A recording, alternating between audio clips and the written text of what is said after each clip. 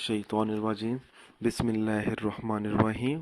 अस्सलामुअलैकुम नाज़रीन हज़रात, आप देख रहे हैं ज़ोया लाइफ हेल्थ केयर।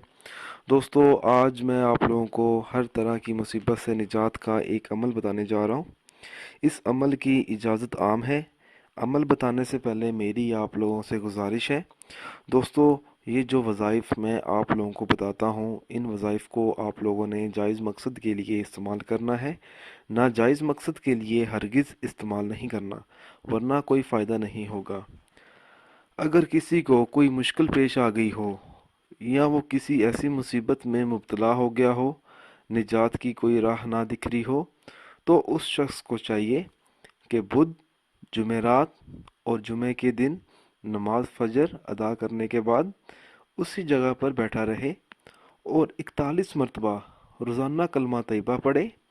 कलमा तैयबा पढ़ते वक़्त अपना सर सजदे में रखे और मस्जिद में ही अल्लाह ताला से अपने मकसद के लिए दुआ मांगे।